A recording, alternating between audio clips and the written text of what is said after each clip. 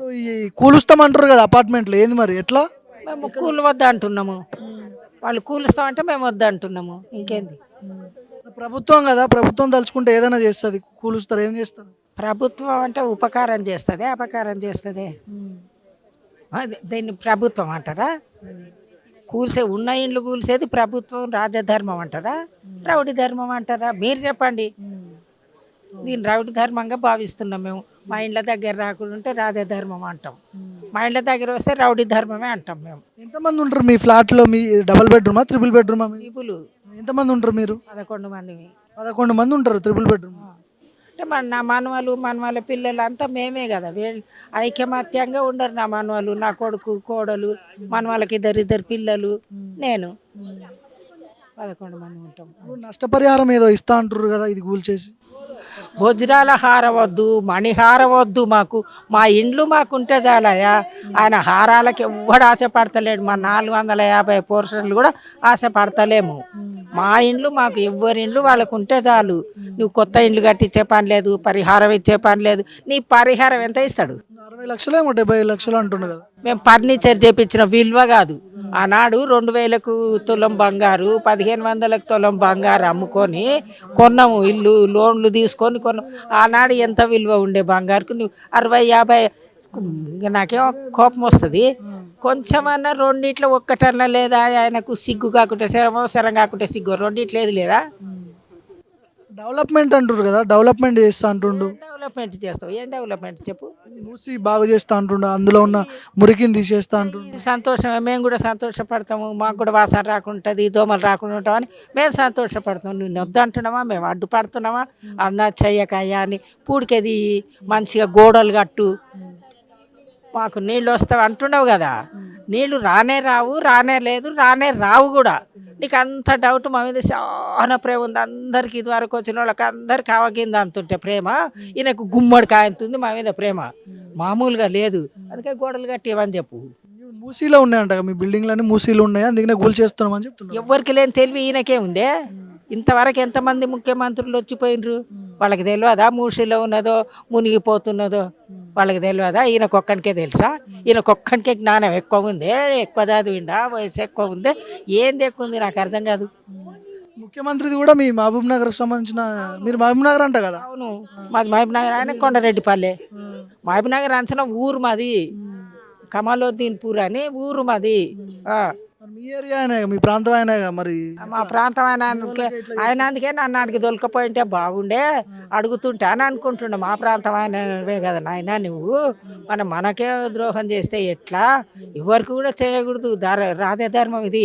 Rowdy ధర్మం, rowdy పాలన చెయ్యకు, రాజపాలన చెయ్యి. మంచి పేరు తెచ్చుకో. చిన్నగా ఉన్న వయసునిది, చిన్నతనంగా వచ్చిన ముఖ్యమంత్రి అయ్యి మంచి పేరు తెచ్చుకో నాయన అని అంటున్నాను నేను. అట్లా కాదు, నేను చిన్న చిన్న మాటలకి నన్ను అంటే శిరస్రాష్టాంగ నమస్కారం, శతకోటి నమస్కారం, అనంతకోటి నమస్కారం, ఇంకా అనంతకోటి నమస్కారం కూడా పెడతా అని చెప్పిన. ఇప్పుడు ఆర్డీఓ ఏం చెప్తున్నాడు అంటే, ఎవరెన్ని మాట్లాడినా ఎవరైనా చేసినా ఇది ఆగదు, ఖచ్చితంగా కూల్ చేస్తాం, మేము వాళ్ళకి కావాల్సిన నష్టపరిహారం ఇస్తామని చెప్పి ఆర్డీఓ ప్రెస్ మీట్ పెట్టండి. అవసరం లేదు, చెప్పిన కదా. హారాలు గీరాలు అవసరం లేదు.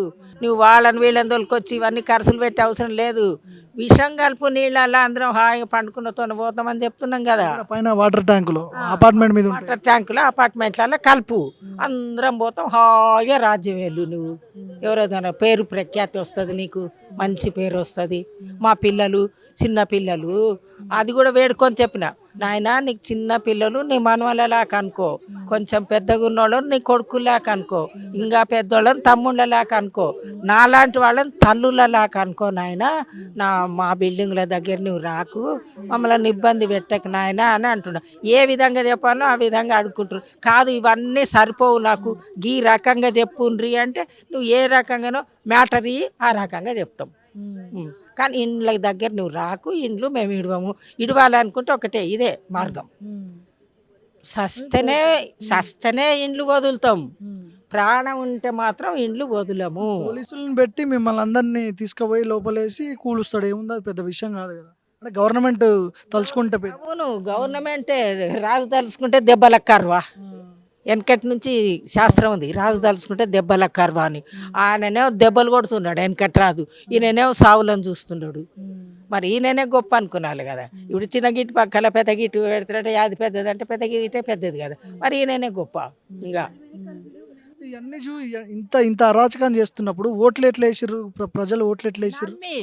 నమ్మి ఓట్లేసినందుకు నమ్మినోడిని మోసం చేయకుండా నమ్మనోడిని ఎట్లా చేతు, నమ్మినోడనే కదా మోసం చేసేది. అయ్యా నువ్వు మంచోడు అని చెప్పి నీ పక్కన కూర్చొని మాట్లాడుతున్నాను నేను, నమ్మి నేను తెంచుకొని పోతా అంటే ఇక నేను ఎట్లా నమ్మినందుకే నీ పక్కన కూర్చున్నందుకు తెంపుకొని పోతా అంటే ఇక ఏం చేస్తాం చెప్పు. ఇట్లనే చేసుకుంటా పోతే మరి వచ్చే ఎన్నికల్లో దెబ్బ పడుతుంది బాగానే. ఆయననే ఎన్నుకుంటాం, ఆయననే మళ్ళా ఆయన్నే గెలిపించుకుంటారా? ఏడ ఉన్నా కూడా మేము ఏడ ఉన్నా కూడా నీవే రాని ఆయన కూలగొట్టని కానీ ఆయననే వేడుకుంటాం. ఆ. ఎందుకంటే ఈయనే బాగా చేస్తున్నావు పరిపాలన, మంచిగా రాజ పరిపాలన అంటే ఇదే. రౌడీ పరిపాలన చేస్తున్నావు, రానే మా మేనాక్షరం పెట్టినావు కానీ పక్క అక్షరం తీసేసినావు. ఇప్పుడు అపార్ట్మెంట్లో కూలగొట్టి విగ్రహాలు పెడితేనే డెవలప్మెంట్ అంటారు. గాంధీ విగ్రహం పెడతా అంటుండే కదా. విగ్రహం ఉంది కదా, గాంధీ విగ్రహం ఉంది, గాంధీ సమాధి ఉంది. ఎవరో భక్తి పరులు, ఈ ముఖ్యమంత్రులంతా భక్తి పరులే. వర్ధంతి కన్నా జయంతి కన్నా వస్తారు, అంతకు తప్ప ఇంకేనా పోయినరా గాంధీ విగ్రహం కాడికి కానీ గాంధీ సమాధి కాడికి కానీ. ఈయన కూడా వచ్చి 2 సంవత్సరాలు దాటే ఎన్నిసార్లు వచ్చిండు. అంత భక్తి ఉన్నోడవు ఉన్నదాని కాడికి పోయి నువ్వు చేస్తే కదా, పూజ చేస్తే కదా రేపు ఇంకా పెద్దగా పెట్టి ఇంకా చేస్తాడు పూజ అనుకొని. ఈ కూలిస్తే, ఈ అపార్ట్మెంట్లు కూలిస్తే, మిమ్మల్ని రోడ్డు మీద వేస్తే ముఖ్యమంత్రికి వచ్చేది ఏంది? ఇందులో ఏమొస్తుంది? ఏం లాభం? ఆయననే అడగాలి, మమ్మల్ని అడిగితే మాకెట్లా తెలుస్తుంది నీ మనసు సంగతి. బిజినెస్ ఏమైనా చేద్దాం అనుకుంటుండా ఈ ల్యాండ్ మీద? ఫుడ్ స్టాల్ కానీ లేకపోతే చెప్తున్నాడు కదా పెద్ద గాంధీ బొమ్మను పెడతా అంటే పెద్ద 5,000 కోట్ల 25,000 కోట్ల 10,000 కోట్లు పెట్టి నీకేం రూపాయలు కరువు లేవు, లారీల కొద్ది ఉన్నాయి కానీ దాంట్లో తర్వాత ఇంకా కొన్ని వేసి లేకపోతే ఉన్న కాడికన్నా. ఇప్పుడు ముచ్చింతలో బంగారు పెట్టిండ్రు, నాగిరెడ్డిపల్లిలో బంగారు శివలింగం పెట్టిండు ఆయన. ఆడిపోయి నమస్కారం చేస్తున్నామా లేదా? నీ వీడ బంగారుది పెట్టు, బంగారుది పెట్టు, వచ్చేటోళ్ళు అంతా వస్తారు. మూసి నది దగ్గర ఉందంటే దీని మీద స్లాబ్ అయ్యి, స్లాబ్ మీద గార్డెన్ పెట్టు, పిల్లలందరూ ఆడుకుంటారు. మా పిల్లలు కూడా నిన్ను తలుసుకుంటారు, గాంధీ తాతను తలుసుకున్నట్లు. ఈ ఆయననే ఇంతమంది ముఖ్యమంత్రులు వచ్చి కూడా ఏం చేయకపోయి, ఈ పక్షాలన చేయకపోయి, భక్షాలు పెట్టకపోయి, ఈయన వచ్చినందుకు పక్షాలన చేసి భక్షాలు పెట్టిపోయి మాకు అనుకుంటారు. బుల్డోజర్లు వస్తాయి అట్టుంది. బుల్డోజర్లు వస్తే ఏం చేస్తారు? పండుకుంటాం మంచిగా దూదపరుపు మీద వండుకున్నట్లు రోడ్డు మీద వండుకుంటాము. నువ్వు ముందల డ్రైవింగ్ చేయి బుల్డోజర్కు. రేవంత్ రెడ్డినే దూలమంటున్నావా? రేవంత్ రెడ్డిని చేస్తే తోలితేనే బాగుంటుంది. అందరు ఒక పేరు చెప్పుకుంటారు కదా, అన్ని దోల రేవంత్ రెడ్డి ఇట్లా చేయించిండని. విదేశాల్లో కూడా నువ్వు ముందరుండి డ్రైవింగ్ చేసినావంటే ఇంకా ఎంత పెద్ద పేరు వస్తుంది, చాలా పేరు వస్తుంది, చాలా మంచి పేరు వస్తుంది. ఏం చెప్తావు మీ ప్రాంత ముఖ్యమంత్రికి? చివరిగా ఏం చెప్తారు? కూలగొట్టొద్దని చెప్తారా? ఎట్లా? జోలికి నువ్వు రాకు, నీ జోలికి మేము రాము, మాకు ఉపకారం చెయ్యలేదు, చెయ్యకుంటే పోతుంది, అపకారం మాత్రం చెయ్యకయ్యా అని చెప్తా. కానీ కొంచెం మీ అమ్మ కూడా నాలాంటి వాళ్ళ అమ్మ కానీ ఆమెనన్నా ఆలోచించి చెప్పాలి, నాయన ఇటువంటి పాపం ఎందుకు కట్టుకుంటావురా, ఒక సీమను ఒక పురుగును చంపాలంటే మనసు ఒప్పదు, ఇంతమందిని ఎందుకు ఇబ్బంది పెడతావు అని భార్య కానీ కూతురు కానీ తల్లి కానీ చెప్పాలి. వాళ్ళు కూడా వాళ్ళకి నమస్కారం పెడుతుండ, నేను ఏమైనా తప్పు మాట్లాడితే క్షమించమని కూడా చెప్తుండా. తప్పు మాట్లాడితే కూడా క్షమించి, ఈయనను కూడా క్షమించని. మనిషి చిన్నోడైనా సరే ఓట్లేసేది మనమే, క్షమించమనేది అడిగేది కూడా మనమే. అప్పుడు వాళ్ళు మొక్కిండ్రు కదా, అప్పుడు వాళ్ళు మొక్కిండ్రు కదా, మొక్కిరు ఓట్లు అడగడానికి. ఇప్పుడు మనం మొక్కాలి. మళ్ళీ వాళ్ళ అవసరం ఉన్నప్పుడు వాళ్ళు మొక్కిండ్రు, ఇప్పుడు మా అవసరం మేము మొక్కుతాము. మా అవసరం అంటే నాకేం బిచ్చవియమని అడుగుతలేము, ఇదివరకు బిచ్చవిచ్చింది లేవు, ఊకే ఇచ్చింది లేవు, నువ్వు కట్టించింది కాదు.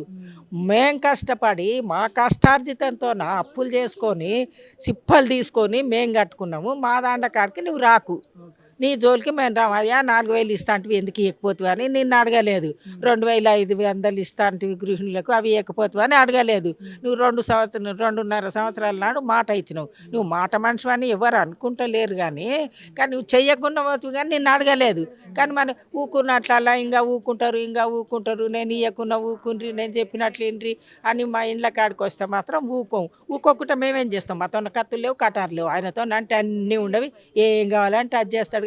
మేము ప్రజలం కదా, నమ్మి ఓటేసినాం కదా, నమ్మిన వాళ్ళని మోసం చేయకుండా నమ్మని వాళ్ళని ఎట్లా చేస్తా అని అనుకుంటున్నాడు. అటువంటి ద్రోహం చెయ్యకని చెప్పుకుంటున్నాం.